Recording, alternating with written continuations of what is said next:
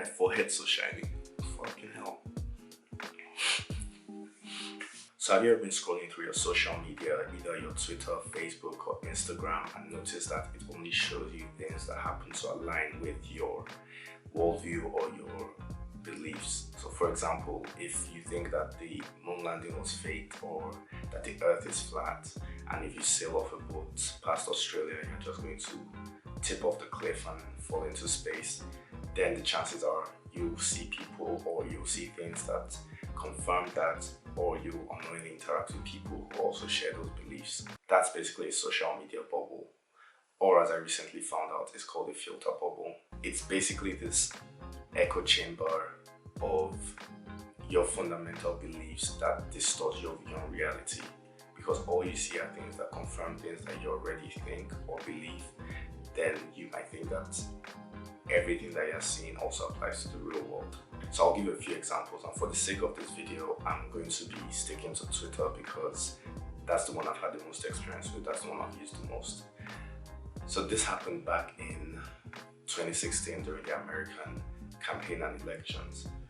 I was using Twitter a lot back then, and all I was seeing were viral tweets on news articles about how Donald Trump said this. Written by a nice reporter. Now the poor guy, you got to see this guy. Oh, I don't know what I said. I don't remember. Or this. I don't think Ivanka would do that inside the magazine, although she does have a very nice figure. I've said that if Ivanka weren't my daughter, perhaps I'd be dating her. You know? Stop it! Oh, it's so weird. Stop. You know what? You are sick. Yeah. And I thought to myself, there's no way this guy is going to become president. Everyone was roasting him. All I was seeing were people talking about how much of a terrible person he is. And well, here we are almost 4 years later. So clearly not as many people as I thought held that same view. So another example is how you might, this happens a lot on Twitter especially, you might just be scrolling your TL and you see that a lot of men or women are saying, like, sharing things like bitches ain't shit or men are trash, and you see those types of tweets getting so much attention and so many retweets, and people in the comment section echoing that same belief, and you automatically think that because of how much attention it's getting, a lot of people must feel that way, and other people in the real world from those groups, like either men or women, share the same feelings, right? But then when you go into the real world and you talk to like actual people that aren't online, you find out that that isn't the case at all.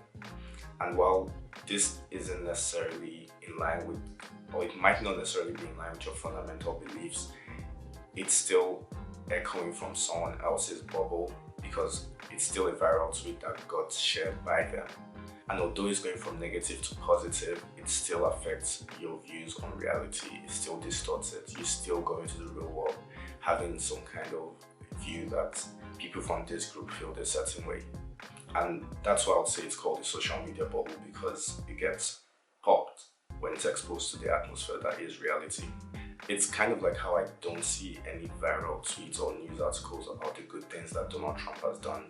And I'm sure he's done some good things, but I won't see that just because my bias is towards seeing him as a terrible person. Like, I just think he's horrible. So I won't say anything that is going to be countering against that, or that isn't going to get that much attention in the bubble that I have for myself. So out of curiosity, I looked up some numbers for this video, and I found out that only 330 million people are active on Twitter. And well, that's a huge number compared to the human population of 7.8 billion. That's only a fraction, right? And the average viral tweet is like in the tens of thousands or a few thousand, rarely or occasionally hundreds of thousands, right? And while that's a lot, if you compare it to the actual number of people that are using Twitter or the people in the whole population, it's really not that much. But we just get drawn into this illusion that because a tweet goes viral, has a lot of retweets or likes or shares, it means that it's widely endorsed by the population, or a lot of people in the population agree with it, or at least I used to anyway. And I think that's just a part of us that likes to compare things, but it seems we don't do it on a large enough scale where it's actually relevant. It's always how many retweets does the average tweet get compared to how many retweets this viral tweet is getting. It's never how many retweets this viral tweet is getting compared to how many people are actually seeing it, or how many people are on Twitter, or even how many people are in the whole population. I think people even use this as a sort of metric for who wins, like a Twitter debate, argument, or beef. Like if someone gets more retweets for their comeback or this or whatever, then they outratio the other person and they automatically are the victor. But I digress.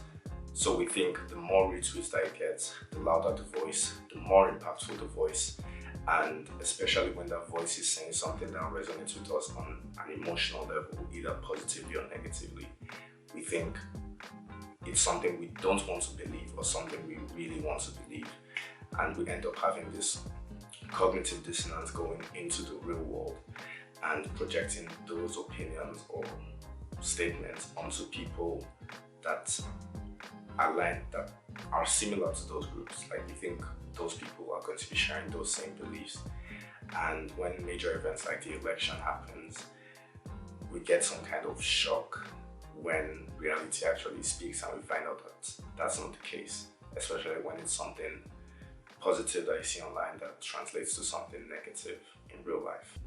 And yeah, I think we should just keep in mind that while it seems we are going into this social media age or era, just the same way we had the internet era that brought in some good things, it also brought in some bad things. And inevitably the same thing will happen or is already happening with social media. And the more cognizant we are of it, the more likely we are to be able to take precautions to avoid falling for those negative implications that it would have on us. So I was talking to a friend about making this video, and he said something like, life is stranger than fiction. And I guess we could liken social media to fiction because it's not real. It's just this illusion that reinforces our biases and polarizes us either negatively or positively.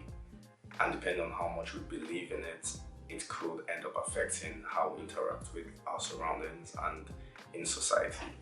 Like when we're young, we want to believe that Santa Claus is real, but when we grow older, we realize that he's probably an obese old man that's gonna die from a heart attack or diabetes from eating all those cookies.